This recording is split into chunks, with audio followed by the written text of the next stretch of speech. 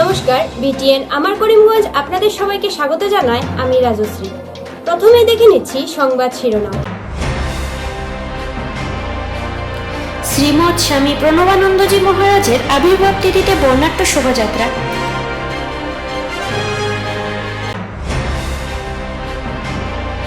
আসাম কন্যা হিমা দাসকে ডিএসপি পদে চাকরি প্রদান করল সর্বানন্দ সোনোয়াল সরকার।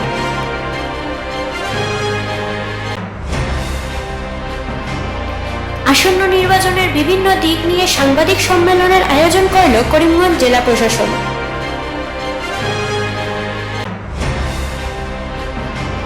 রেলওয়ে ইউজার্স কনসালটেটিভ কমিটির সদস্য মনোনীত হলেন সুদীপ চক্রবর্তী।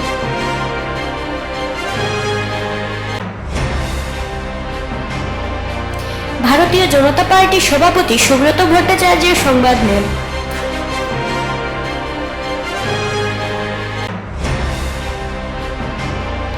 কাঠিগড়া সমষ্টির কালাইন চাঁদপুর আখড়ায় কীর্তনে ও ভক্তদের প্রসাদ বিতরণে গৌতম রায়।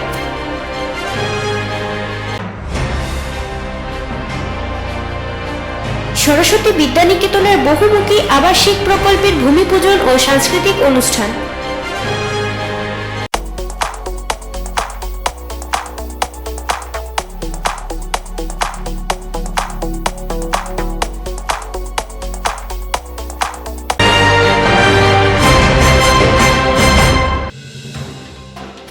শ্রীমৎ স্বামী প্রণবানন্দজি মহারাজের 126তম আবির্ভাব তিথি ও মাঘী পূর্ণিমা মহা উৎসব উপলক্ষে বর্ণাঢ্য শোভাযাত্রা করিমগঞ্জে।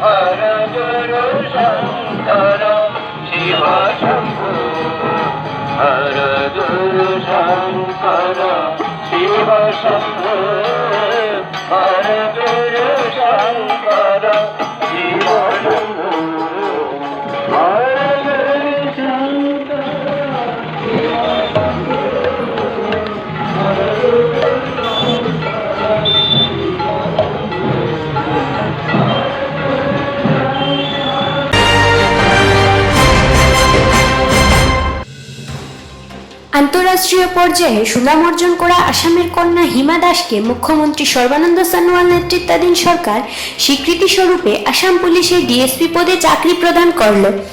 এই সম্মান হিমা দাসকে উৎসাহিত করার পাশাপাশি উদীয়মান খেলোয়াড়দের উৎসাহিত করবে বলে আশাবাদী সাধারণ জনগণ।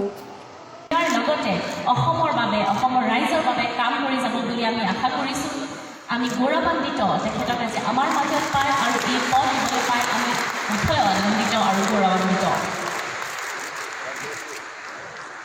এতিয়া আমি আমাৰ মৰমৰ শ্ৰীমতী হিমা। সৰুৰ পৰা এটা মনত ধাৰণা আছিল যে এদিন হ'লেও পুলিচ হ'ম, আৰু আজি সেই সপোনটো পূৰণ হৈছে। তাৰ বাবে অসম চৰকাৰৰ বিশেষকৈ গৃহ বিভাগত থকা মাননীয় মুখ্যমন্ত্ৰী সৰ্বানন্দ সোণোৱাল ডাঙৰীয়া, লগতে বিত্তমন্ত্ৰী হিমন্ত বিশ্ব শৰ্মা ডাঙৰীয়াক আৰু কেবিনেটৰ সকলোলৈ মোৰ ফালৰ পৰা বহুত বহুত ধন্যবাদ থাকিল। এইটো অকল মোক বুলিয়ে নহয়, আহি থকা খেলুৱৈসকলক অনুপ্ৰাণিত কৰিব। প্ৰথম কথা, আমাৰ ভাৰতবৰ্ষৰ প্ৰায়কেইখন ৰাজ্যত এইটো খেলৰ নীতিটো আৱিষ্কাৰ কৰিছে। খেলৰ নীতি নতুনকৈ অসম চৰকাৰে প্ৰস্তুত কৰিলে, আৰু সেইবাবে সেই উদ্দেশ্যতে মোৰ যিটো সপোন সেইটোও পূৰণ হৈছে। আৰু লগতে আন সকলোৰে বাবে এইটো এটা সুখবৰ যে ACS হওক, APS হওক বা বিভিন্ন ধৰণৰ এছিয়ান গেমছ, কমনৱেলথ গেমছ আৰু অলিম্পিকত মেডেল পালে তেনেধৰণে চাকৰি দিয়ে। 2018ৰ পৰা অসমত যিটো এটা চেঞ্জ হ'ব ধৰিছে, কাৰণ মই ভাবোঁ সেইটো ফিনলেণ্ডত যিটো ৰান হৈছিলে তাৰ পৰা আমাৰ অসমত এটা চেঞ্জেছ আহিছিলে। আৰু মুখ্যমন্ত্ৰী ডাঙৰীয়াও এটা স্বপ্ন আছিল যে আমাৰ গুৱাহাটীখন স্পৰ্টছ কেপিটেল বনাব লাগে, আৰু সেই উদ্দেশ্যে আমাৰ ইয়াতে বহুকেইখন ইণ্টাৰনেশ্যনেল গেমছ নেশ্যনেল গেমছ হৈ গৈছে আৰু সেই ক্ষেত্ৰত বহুত আগভাগ লৈছে একমাত্ৰ সৰ্বানন্দ সোণোৱাল ডাঙৰীয়া।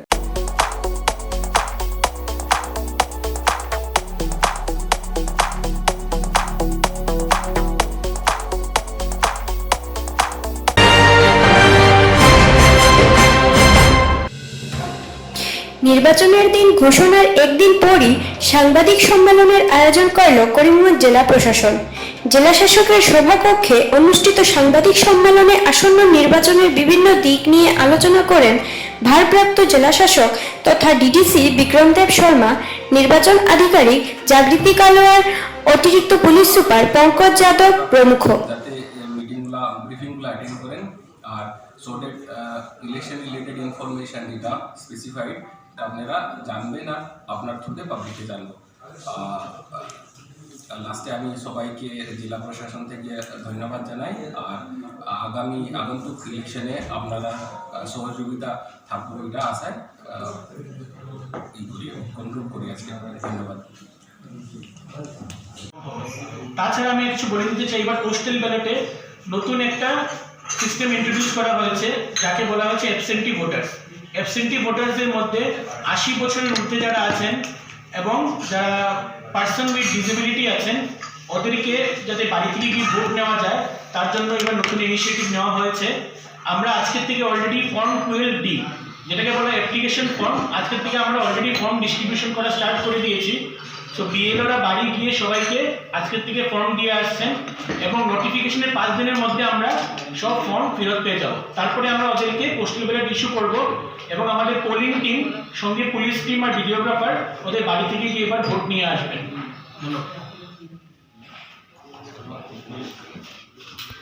একটা পার্টি ক্যান্ডিডেটকে যদি ভোটিং যায় তো ওইটা আমরা ক্রিটিক্যাল পোলিং স্টেশনে কনসিডার করি। আর ওই হিসাবে আমাদের 34টা ক্রিটিক্যাল পোলিং স্টেশন হচ্ছে এবার 34টা। আর ক্রিটিক্যাল পোলিং স্টেশনের ব্যবস্থা নেওয়ার জন্য আমাদের ওয়েবকাস্টিং চলে, ভিডিওগ্রাফার চলে আর মাইক্রো অবজার্ভার দেওয়া হয়। Either one of them or maybe all of them, it will depend on the observer. হ্যাঁ, এটাই হচ্ছে আমাদের 34। আর ভালনারেবিলিটি ম্যাপিং হয়েছে আমাদের অলরেডি, এটাই একটা ক্রাইটেরিয়া আছে। ভালনারেবল আমাদের পুরোই পুলিশ স্টেশন এরিয়া ভালনারেবল এরিয়াতে নেই। কোন কোন সেন্টারে মানে কোন কোন কনস্টিটুয়েন্সিতে এগুলো হয়েছে কতটা?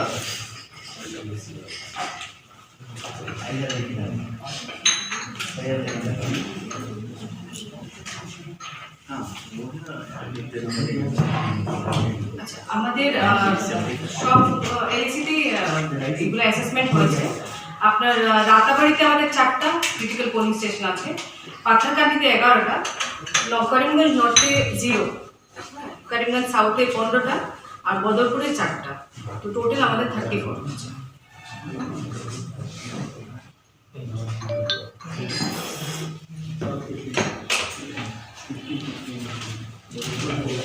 আমাদের এরকম সেন্টার আছে কি যেগুলো সেন্টারে যেমন আমরা দেখেছি আগে নৌকা দিয়ে বা হাতি দিয়ে ম্যাটেরিয়াল বুটের ম্যাটেরিয়ালস গুলো গেছে, এই ধরনের কোনো কিছু আছে কি? না, ইন্টেরিয়র বেশি ইন্টেরিয়র তো আছে, কিন্তু এরকম অ্যাসেসমেন্ট এখনো আমাদের রিপোর্ট আসা বাকি বিকজ একটা।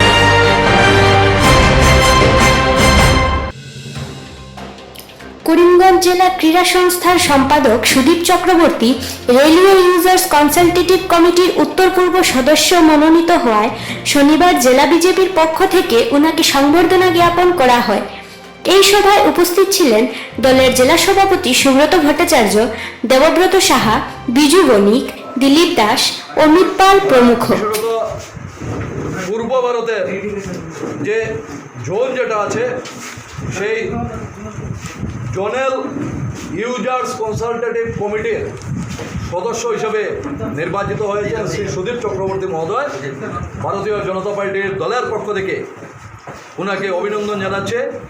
বিগত 19 ফেব্রুয়ারি তারিখে ওনার নিয়োগপত্র এসেছে। ডেপুটি জেনারেল ম্যানেজার রেলের ওনার স্বাক্ষরিত সেই নিয়োগপত্র ইতিমধ্যে আপনাদের হাতে পৌঁছে দিয়েছি, যেটা আজকে এসে পৌঁছেছে। তো আমরা দলীয় কার্যালয়ে আমরা ওনাকে আনুষ্ঠানিকভাবে দলের পক্ষ থেকে অভিনন্দন জানাচ্ছি ওনাকে শুভেচ্ছা জানাচ্ছি আর দলের পক্ষ থেকে ওনাকে বরণ করছে আর আশা প্রকাশ করছে ওনার সক্রিয়তা, ওনার বিগত দিনের অনুভবকে পুঁজি করে অন্ততপক্ষে যদিও সুযোগ বা কাজের ব্যবস্থা খুব কম আছে, কিন্তু তারপরও উনি ওনার এই পদের মাধ্যমে, ওনার এই দায়িত্বের মাধ্যমে উনি বিশেষ ভূমিকা পালন করবেন। সেটার মাধ্যমে আম জনসাধারণের অন্ততপক্ষে ওই ক্ষেত্রে যাদের প্রয়োজন আছে তাদের কিছুটা সহযোগিতা হবে। সেই দিক থেকে আপনাদের সকলের উপস্থিতিতে ওনাকে দলের পক্ষ থেকে বরণ করে নিচ্ছি।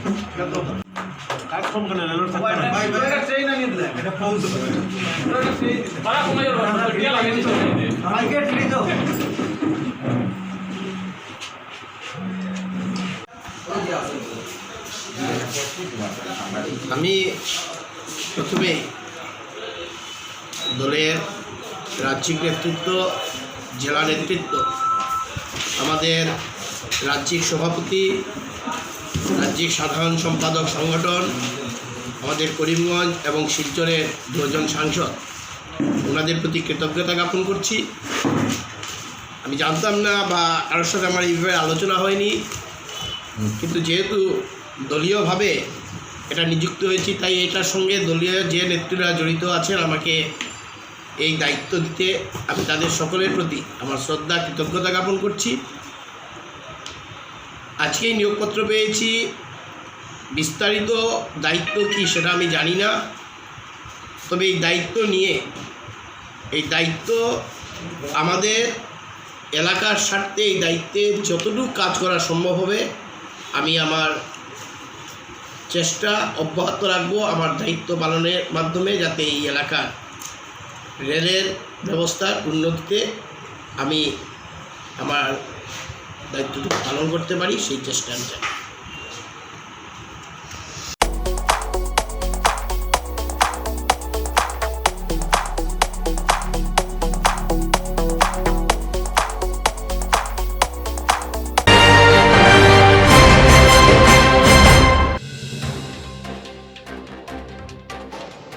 ভারতীয় নির্বাচন কমিশনের আসন্ন বিধানসভা নির্বাচনের দিন ঘোষণা ও অন্যান্য বিশেষ কিছু বিষয় নিয়ে শনিবার এক সংবাদ সম্মেলনের আয়োজন করল ভারতীয় জনতা পার্টির জেলা সভাপতি সুব্রত ভট্টাচার্য।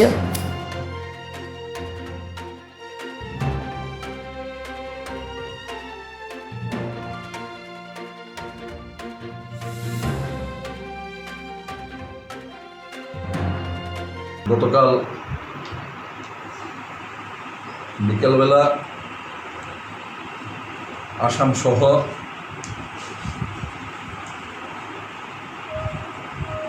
আরও অন্যান্য রাজ্যে নির্বাচন ঘোষণা করেছেন, আর ঠিক সেই সময় থেকে সাধারণ নির্বাচনের আদর্শ আচরণবিধি বলবৎ হয়েছে।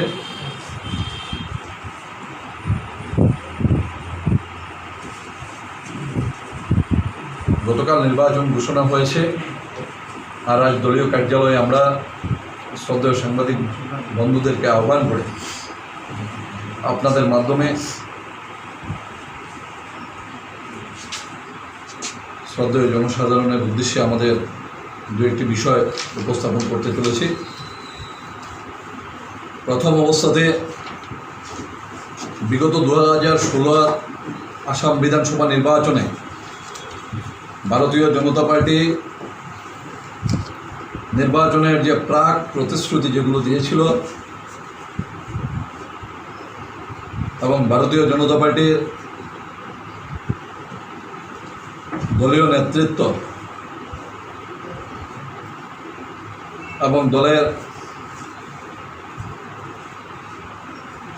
বিভিন্ন প্রার্থীদের সকলের যৌথ উদ্যোগে সমগ্র আসামের সাধারণ জনগণ বিশ্বাস রেখে দলের উপর তাদের বিশ্বাস এবং আস্থা রেখে দলকে সরকারে এনেছিলেন। এবং মাননীয় সর্বানন্দ সোনোয়ালজির নেতৃত্বে আসামে প্রথমবারের মতো ভারতীয় জনতা পার্টির সরকার অধিষ্ঠিত হয়। আর সেই 2016 সেই সময় থেকে শুরু করে এখন অবধি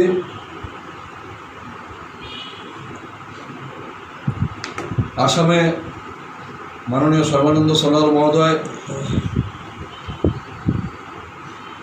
সরকারের বরিষ্ঠ মন্ত্রী নেডার আহ্বায়ক শ্রদ্ধেয় হিমন্ত বিশ্ব শর্মা মহোদয় এবং ভারতীয় জনতা পার্টির দুবারের প্রদেশ সভাপতি শ্রদ্ধেয় রঞ্জিত দাস মহোদয়ের নেতৃত্বে সমগ্র আসামে বরাক ব্রহ্মপুত্র মিলে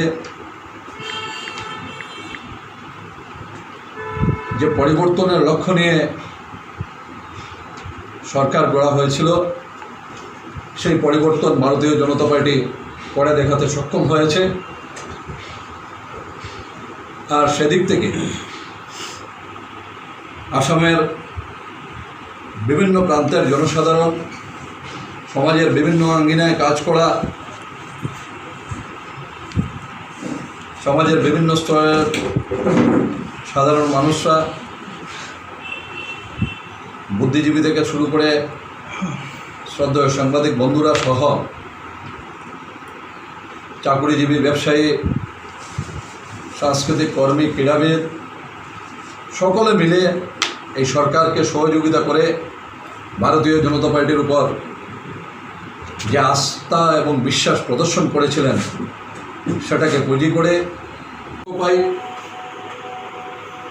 আর বিগত লোকসভা নির্বাচনে করিমগঞ্জ এবং হাইলাকান্দি জেলার সাধারণ জনগণ বিজেপির প্রার্থীকে নির্বাচিত করে লোকসভায় সদস্য হিসেবে পাঠিয়েছিলেন। আর বিগত কিছুদিন থেকে সেই সাংসদকে সঙ্গে নিয়ে ভারতীয় জনতা পার্টির তার সাধ্য অনুযায়ী চেষ্টা করেছে করিমগঞ্জের উন্নয়ন কীভাবে অন্ততপক্ষে ত্বরান্বিত করা যায়।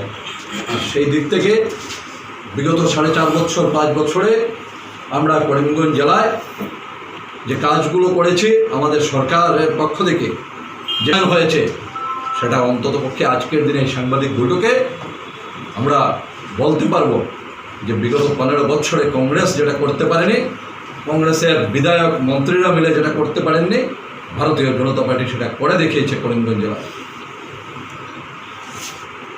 কোনো একটা সময় হয়েছিল করিমগঞ্জ থেকে বদরপুর যেতে 1.5 ঘন্টা সময় লাগতো, কোনো একটা সময় হয়েছিল করিমগঞ্জ থেকে শিলচর যেতে 4 ঘন্টা সময় লাগতো, কোনো এক সময় করিমগঞ্জ থেকে গুয়াহাটি পাড়ি দিতে প্রায় 24 ঘন্টা সময় লাগতো।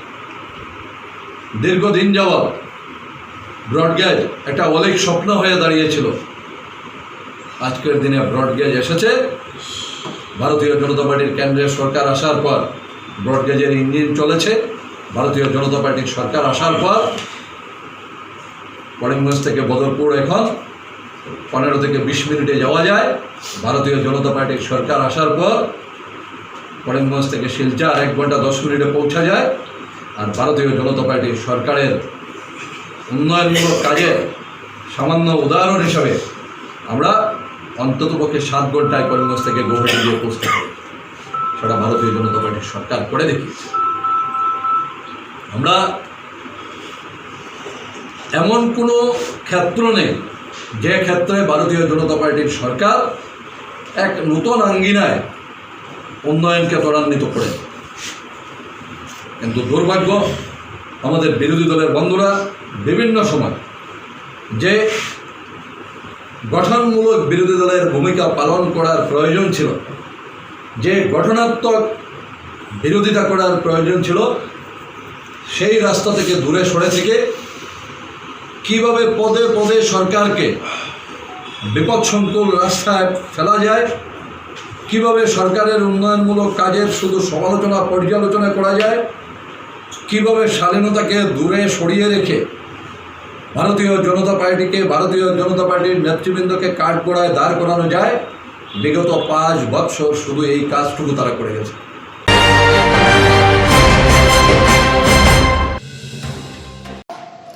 কাঠিগড়া সমষ্টির কালান চাঁদপুর আখড়ায় কীর্তনে অংশগ্রহণ করে কীর্তন ও ভক্তদের মধ্যে প্রসাদ বিতরণ করে ভক্তদের মন জয় করার চেষ্টা করলেন প্রাক্তন মন্ত্রী তথা ভারতীয় জনতা পার্টির রাজ্যিক সদস্য গৌতম রায়।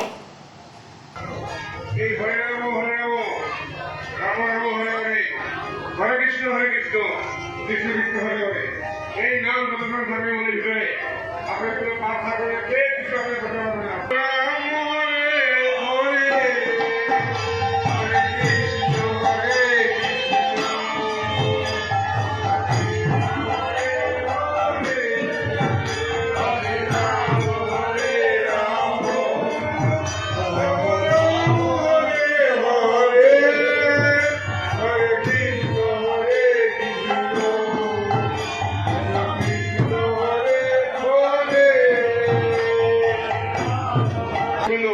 শ্বশুর ঠাকুর দেবেন। আরে টাকা পয়সা ঘর বাড়ি সবই যে জানে চলি।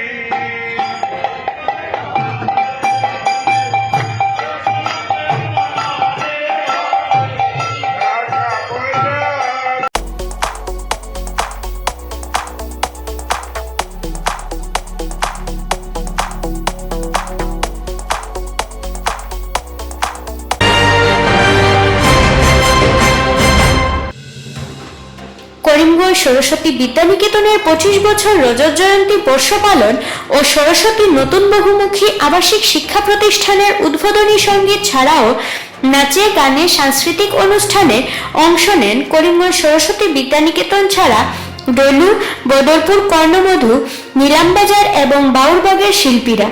সমবেত সঙ্গীত, গণেশ বন্দনা, ডিমাসা নৃত্য, ধামাইল, চা বাগানের বিশেষ নৃত্য পরিবেশন করে দর্শকদের মাতিয়ে তুলে শিল্পীরা। করিমগঞ্জ শহর থেকে 4 কিলোমিটার দূরবর্তী বাউরবাগ গ্রামে 25 বিঘা জমিতে গড়ে উঠছে বহুমুখী আবাসিক শিক্ষা প্রতিষ্ঠান।